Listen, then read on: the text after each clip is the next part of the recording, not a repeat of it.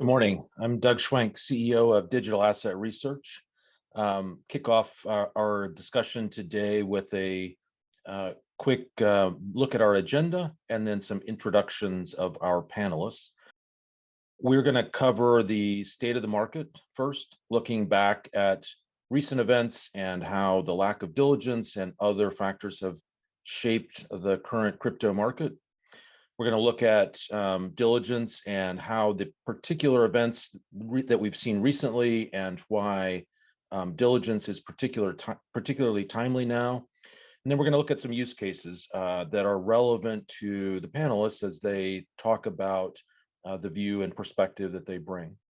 So let's start with some introductions. Marc. Great. Thank you, Doug. And thank you for the opportunity to be here. For those of you who don't know me, my name is Marc Nichols. I am partner and product director over at Arbor Digital, which is a outsourced digital asset arm for RIAs, wealth managers, asset managers across the US. And we add a lot of value to a lot of those relationships in many different areas. Hi, I'm Kristen Mierzwa. I'm the head of digital assets for FTSE Russell, which is the indexing arm of the London Stock Exchange. And I work closely with Doug in our partnership with Digital Asset Research.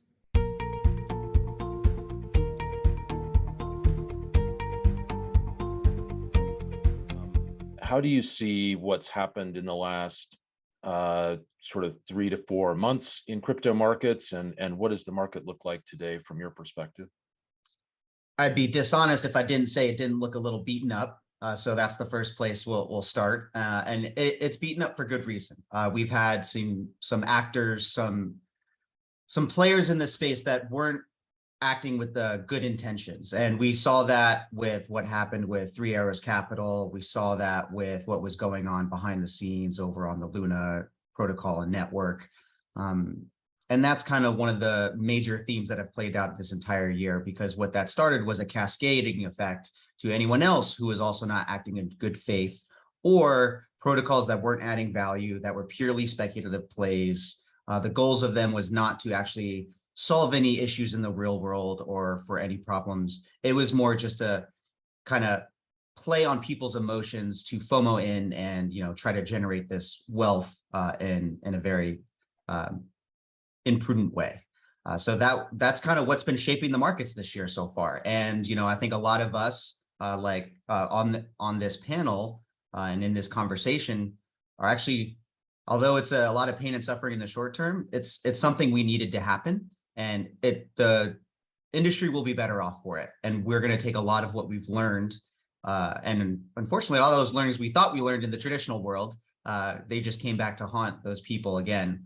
But I think overall, that's kind of what's been shaping the markets. But I'm excited to talk a little bit also about what's been happening since then. We're starting to get some of the reports from the executive order that Biden had in early March. So the Department of Treasury just released their first 3 reports that they were compelled to do.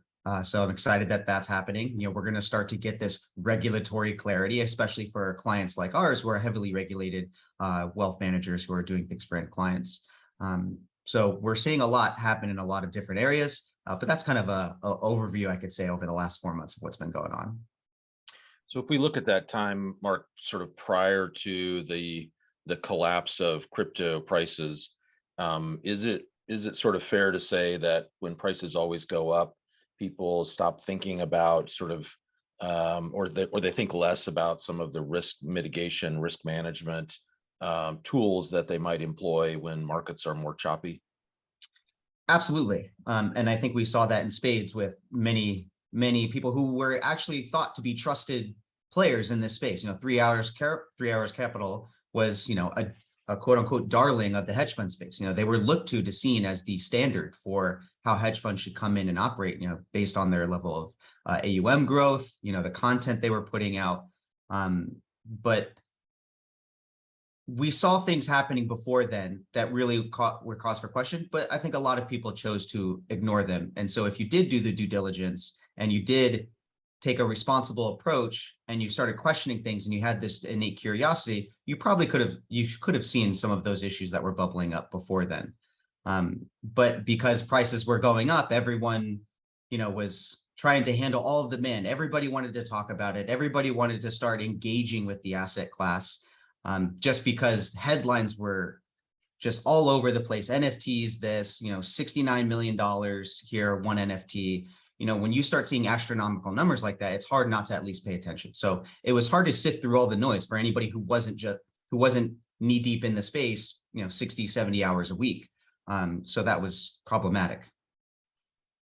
So we had a sell-off in the markets. Bitcoin at one point was 65,000. Today it's around 20,000. That sell-off, did it start with these types of diligence problems, or do you think it was really driven by broader, maybe macro issues? What's your view on that? When you look at 3 Arrows Capital, it's just way over leveraged, right? And you can go back to 2017, 2018, something that diligent asset managers like myself and others who are coming into the space were looking at these markets and saying, it's probably not a good thing that every single person and every single entity can access 100x leverage for a lot of these assets. We should do something about this. But everyone is trying to build in the space. Everyone wants the space to move forward. So they saw that as an avenue for this growth. And so the downfall of what triggered 3 Arrows Capital was just an irresponsible way of taking on too much leverage and taking on too much counterparty risk. And I think some findings were that it actually wasn't DeFi or the technology that actually broke or anything about those things that we are so excited about. It was just actually human behavior and taking actions that they probably knew were a little outside the spectrum. And then you look at Luna, what happened there, and that was just pure, economic theory just gone awry. It was an experimentation that, again, is just that, an experimentation. You saw the incentive packages that were being touted for the network to bootstrap its growth and gain users and gain these network effects, which I know network effects are going to be a thing that we talk about later in the panel. But you saw those things coming. You could see people who were doing good due diligence were asking the questions. Luna, can you sustain 20% fixed rates on this with this amount of activity? Is this possible? And when you went and dug down deep into the network and the protocol, it was clear that something had to give. Is it fair to say that some of the sort of contagion that happened in these markets were because some of these firms like 3 Arrows were holding assets that just didn't stand up? When we think about the large Terra Luna position that they had, for example. Another one of the, I guess, the crowded trades in the space was staked ETH. That was also another piece to this puzzle that went into the cascading effect. You had these investors, these entities that were going out, taking these large positions in staked ETH and taking their staked ETH and then going out into other different places and then over levering on top of that. So you had multiple positions that were just had all of these complex layers on top of them, to where there was just no good risk management deployed to say, if things don't go our way, what happens? And again, in a asset class that is as volatile as this, we're talking 90 to 100 vol assets. They just didn't have the proper risk management techniques in place to be able to handle if things didn't go their way.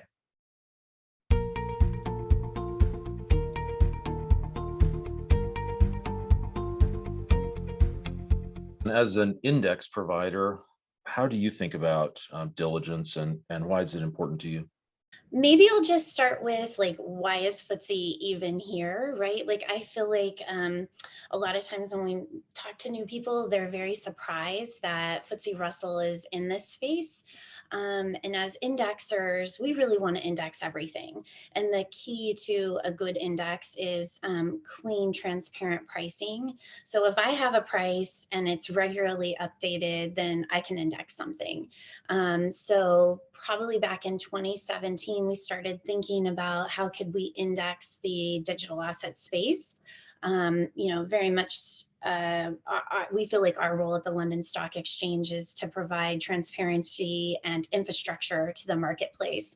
When people ask me what is the most important part of what we're doing in the space, one is that clean price, which DAR works on for us. And the other really important aspect of our relationship with them is the asset vetting that they do, because we want to have a basket of digital assets in our investable universe that we feel like are healthy enough to be included in an index that someone could then use as the basis of a passive product. When I first got in this space, what I was incredibly surprised about was that digital assets actually have more data, more transparency than what you see in the equity space. Let's just even think about pricing sources. Typically, I get my pricing sources from the exchange, the main listing exchange in the equity world. Well, what do you do in digital? You know, we've got these assets trading on hundreds of exchanges, proper exchanges, but also a very robust OTC market and wallets. And, you know, how do you really figure out what is the price? So what we did with Doug's team was create criteria for basically the exchange venues that we felt like were representing real economic buyers and sellers, because our job is to really just say, what was the price of Bitcoin or Ethereum at a point in time? So we're looking for executed spot, because we put that in the index, and then we have a benchmark for people to say, hey, this is what my active plan, my SMA, my institutional wrapper, my ETF should have been tracking. The asset vetting themselves is quite interesting, because we can look at on-chain data like developer activity and just really see how many developers are following this protocol, enhancing the protocol, working on it in a way that you could never do that with a listed equity. Marc, as the sort of investor in the room here, how do you think about the diligence process before you include an asset in a portfolio? It's a good idea to answer this with how we utilize digital asset research and why it's important to do. So I guess the first level is just the fundamentals, right? Clean pricing and asset data. That we need that first and foremost. You know, so we have, just as asset managers, we have, you know, certain standards and protocols we have to follow, you know, when it comes to performance reporting from an accounting perspective. So really, that's the first level of diligence we have to have. Now, how do we think about quality and asset vetting for crypto or digital assets? You know, we have a treasure trove of data we can access now in real time, which in itself is revolutionary. You know, how do we discern that data? And I think that's the second level of how we work with digital asset research, which is we work very closely with you and the team to discern what that data means. What made the relationship with digital asset research so symbiotic was that all of the data they give us in terms of network analysis ties right into us being able to take this idea of network effects and measure and follow both from a risk standpoint, but then also in terms of the opportunity of the networks themselves, to then apply that to, should we be, you know, allocating to the assets that come along with the networks. One of the things that we look at is the level of decentralization, which has a couple of benefits. One, to understand how healthy the network is. Is it a small group of inside actors who are pumping transactions, or is it a diversified group that have really adopted this? So not just the network effect, but what's the quality of that network effect? One of the questions we get a lot is a particular asset a security or not? And we know that being decentralized means it's less likely to be a security under the US law. But why is that an important question to consider in vetting digital assets? We're not actually looking through and saying a digital asset is or is not a security. And again, something that you kind of have to remember, these protocols trade globally, right? So the US government may decide that XYZ is a security, but then a different jurisdiction could have a very different opinion on how they judge that particular protocol.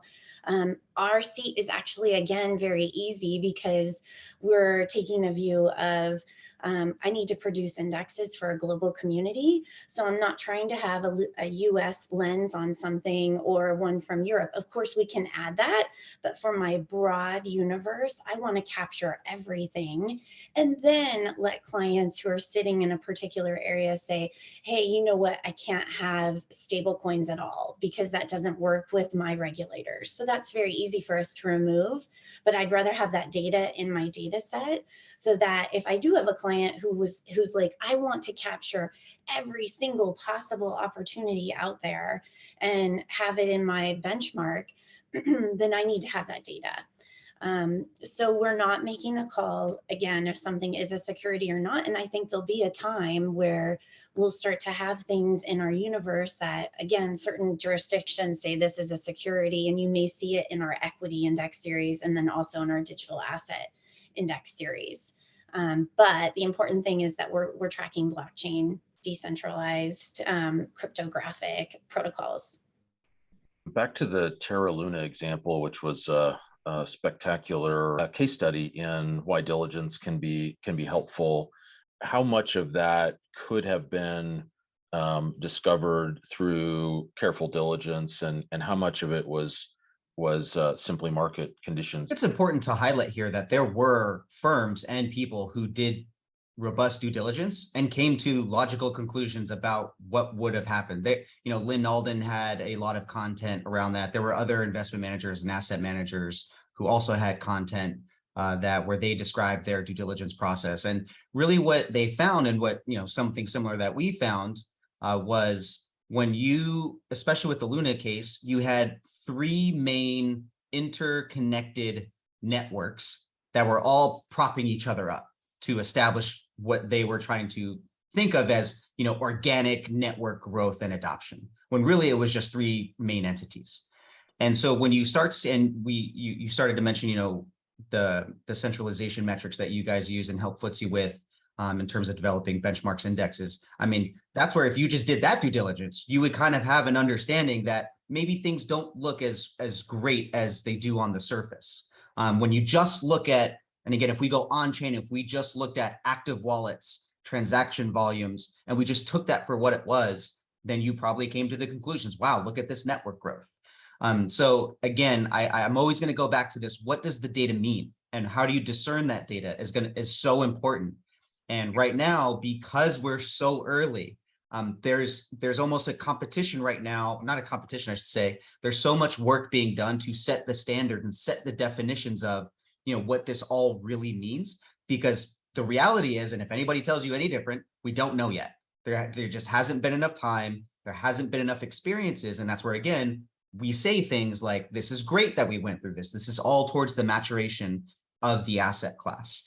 And that's kind of where we were with Luna. And again, with the full experiment, sure. Do I think that there were some people in there that really were looking to add value, solve issues in that state, in that section of the world with the Luna protocol?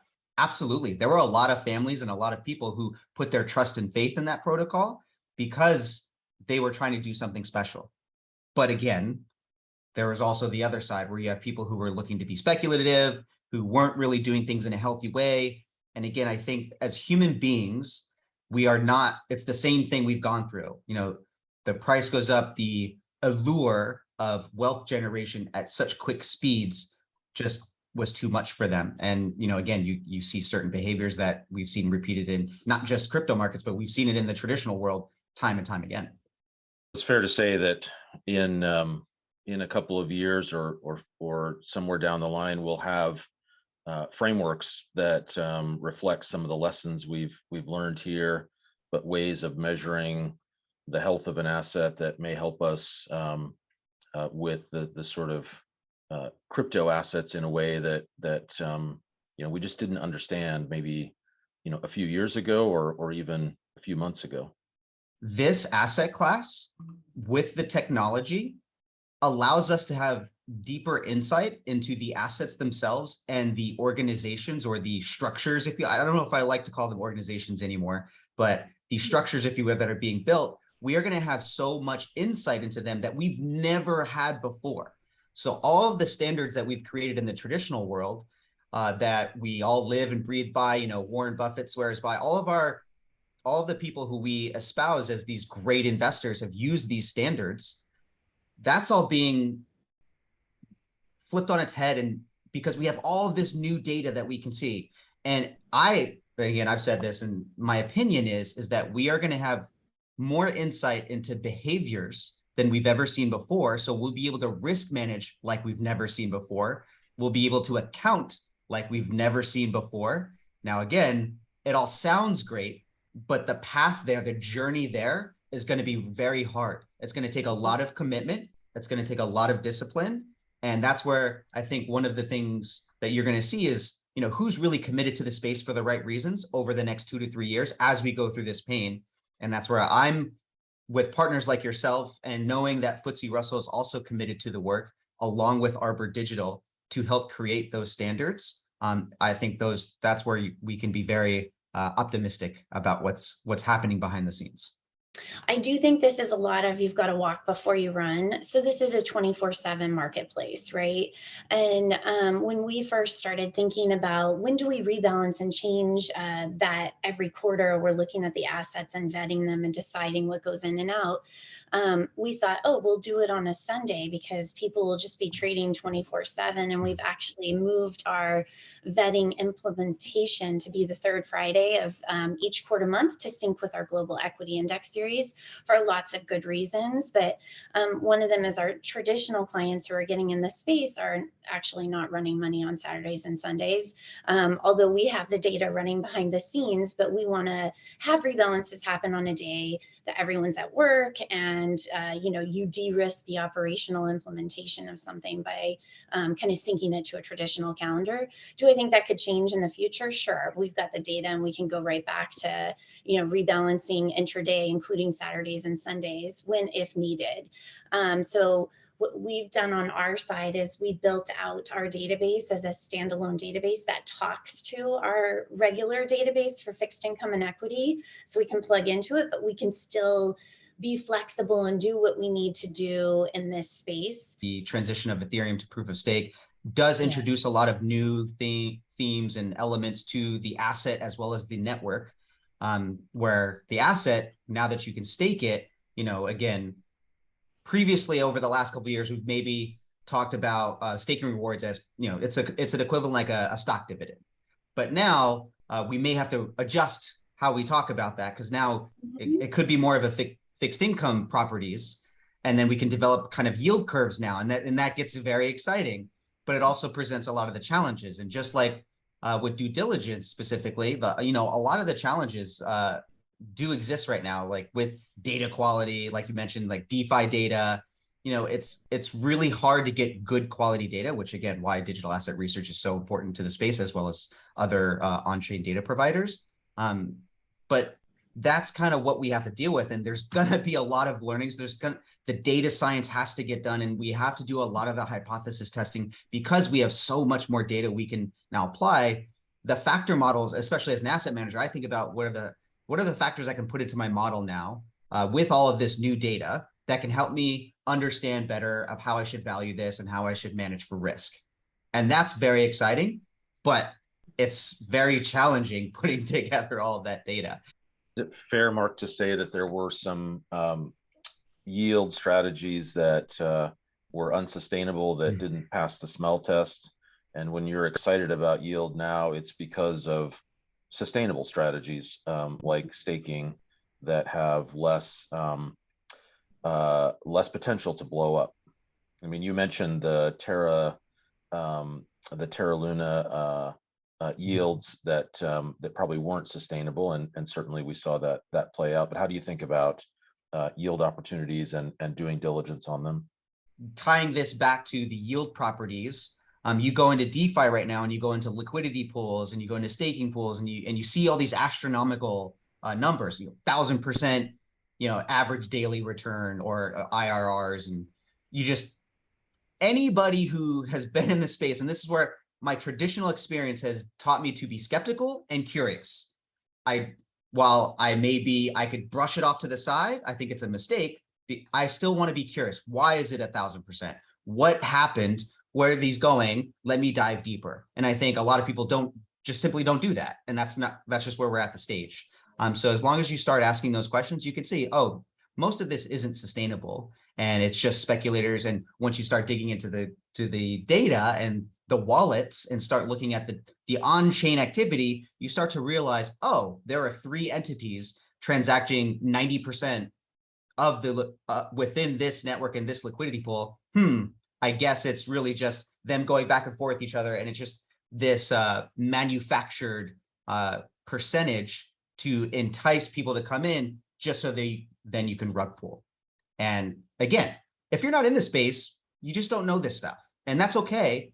That's why we exist. That's why digital asset research is important, and that's why it's very important that institutions like FTSE on the London Stock Exchange come in and apply their own skepticism and curiosity to help mold it and bring it to where it can be. Are there regulatory implications to evaluating assets for quality? Yeah, so one of our criteria is to make sure actually that the exchanges are registered and wherever they're operating. So I think that's actually quite important.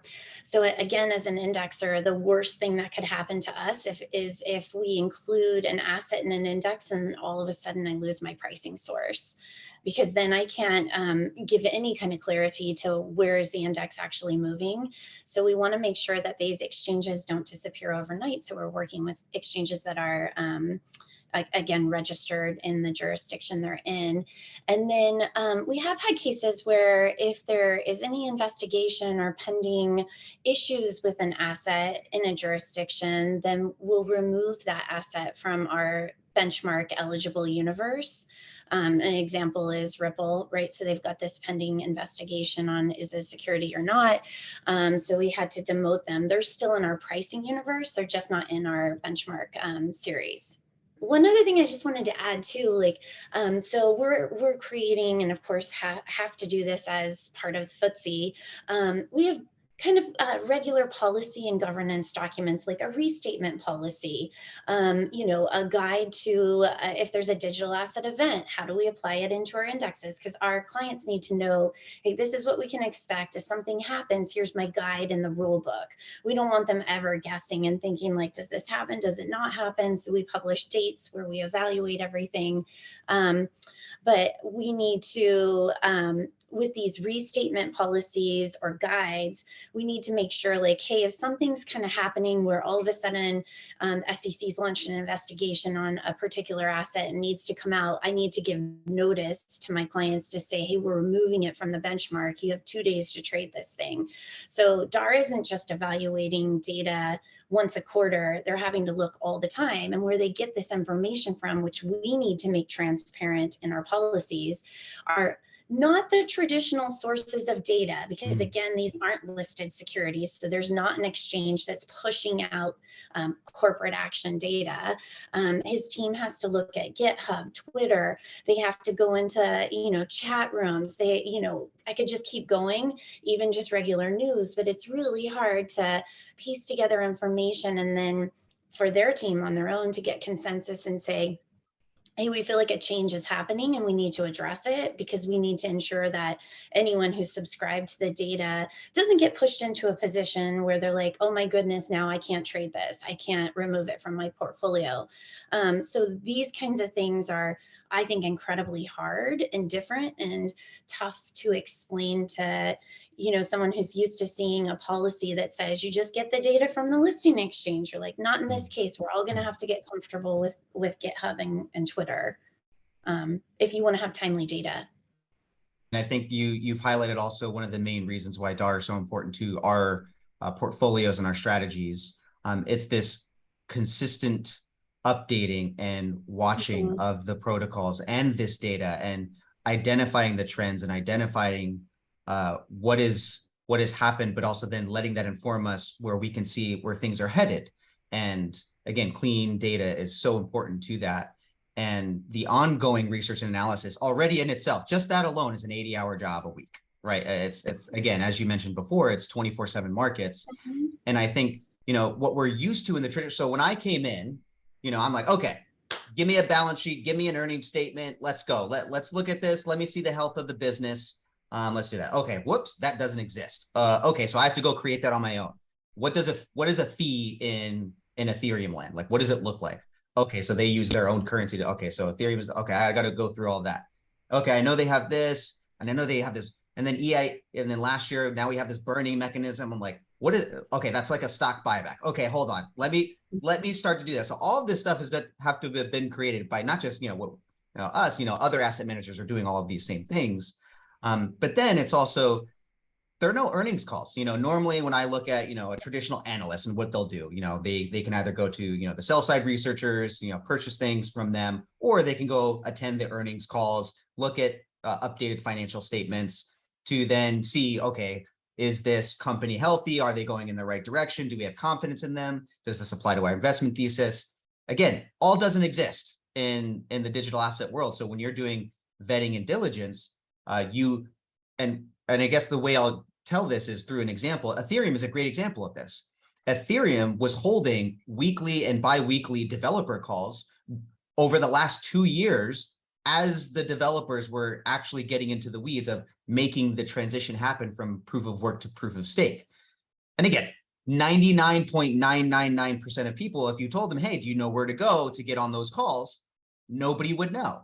And so that's where we, as active managers, it's our responsibility. And then, Digital Asset Research has a whole events calendar where it showcases a lot of where those events are happening on different networks and protocols. That's hugely valuable to us, because to follow 35 assets and to keep track of their events and when the calls are happening, and to be in those places to where traditionally I already know where to go, it was very hard. It's been a learning experience. So like you mentioned, there are so many different communities and so many different places you have to go look. Mark, you kind of alluded to, a larger set of assets. I think for a lot of people, crypto is Bitcoin and Ethereum.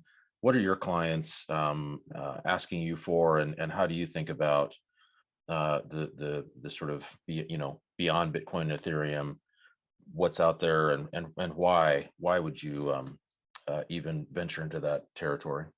So it inevitably always starts with Bitcoin and Ethereum, yes. But once they wrap their head and once we give them some education on what they actually are, and the first step is helping them understand Bitcoin network versus Bitcoin asset, Ethereum network versus Ether, the asset. So once they do that, they're like, wait a second, I didn't even know that. So that's the first step. And once that opens, once they realize they're two different things, the floodgates open from their curiosity.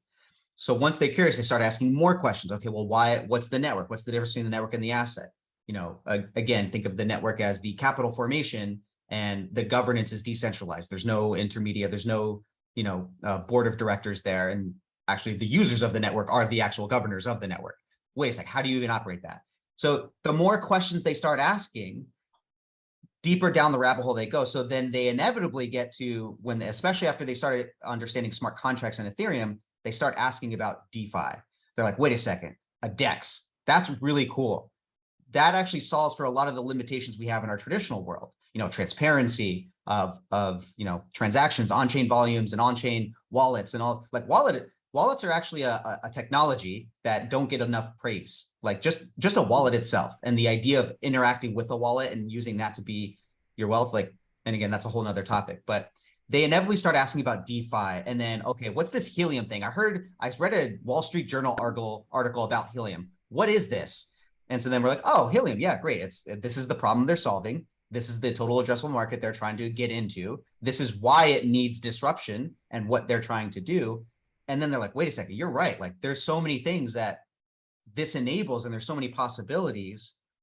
But again, we then also have to dial them back as well. They get really excited. And we say, great, well, listen, there's still a lot of things to do. So that's kind of the progression we see. When you think about this curiosity and going into assets that are not as well known, sort of diligence then becomes an even more important topic. You can't just buy them on sort of reputation. Oh no, absolutely. And that's where there is just like in traditional work, there is no set formula for due diligence. Like you can't apply the same due diligence framework to every single asset. You can't apply the same to a fixed income asset and different fixed income assets within fixed income, and the same thing with equities. Based on your investment thesis and philosophy, you're gonna have to adhere your due diligence standards to that. It's the same thing here in crypto. So I guess an example, I've talked about Ethereum a lot, but our due diligence on Ethereum is going to look different than our due diligence on something like Chainlink, who's establishing looking big data within crypto land, taking real world data, putting it onto the blockchain and having those two interconnected. So that way there's truth in the system. And so valuable. How, I don't even know how to value that, but we know big data and truth are going to be very important in the future of this industry and asset class. So we're going to do due diligence. So what's important for Chainlink? Chainlink needs a lot of node operators. They need a lot of developers and coders who are creating nodes, establishing data nodes, so that way all of these things can communicate with each other. So that's just a difference where as Ethereum, I'm not looking at data centric type things. I'm looking at, I'm more of looking at it like a nation state almost, like, or, Ether, the currency within this ecosystem that's bought and sold between all the different applications and things like that. So there are just many forms of due diligence that we have learned. One of the surprises for me personally was I can't just take the same due diligence process and framework and then apply it to all other. And I think that's a mistake I think a lot of people make. And we have chosen not to do that because there are so many different things that apply to all the different types of networks.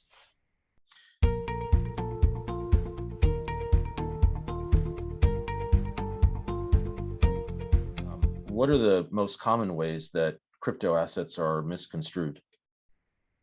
What has helped me a lot with somebody who's looking at the space for the first time is showing them DAR's taxonomy, which breaks down the asset class into 39 subsectors. And I think when people start to understand that the protocols have different objectives, like they're not all trying to be digital currencies. They may be a privacy token, or it might be a smart contract platform that's specifically focused on speed, or it could be it's focused in on security and a smart contract platform. I think just showing them that list, it kind of opens up so much. They're like, oh, now I get why you need more than just Bitcoin, right? Like there's different objectives to the protocols. The number one way, and I think if I had to guess, and we have Matt Koleski, who's on our team here at Arbor Digital, he's kind of our compliance officer. He's the one with a couple of different organizations that goes and has conversations with the SEC and the regulators and other working groups. What we've learned from them is that one thing they are mainly focused on is the manipulation of transactions, right? And this is a truth of the system and something that needs to, this is why digital asset research is so important, is an entity can have an infinite amount of wallets. And so within those wallets, you can have different transactions. Then you can actually create a network from one entity and make it look like a bunch of different entities are going. So I'd say that is the number one thing. If anyone had to leave in here, I would say that's the number one thing that crypto data is misconstrued, which is digital asset research has come in and helped us with that specific piece tremendously. And anybody who's in the space that's the first place I would say you probably need to start. What are the 3 or 4 most important pieces of data that investors must take into account?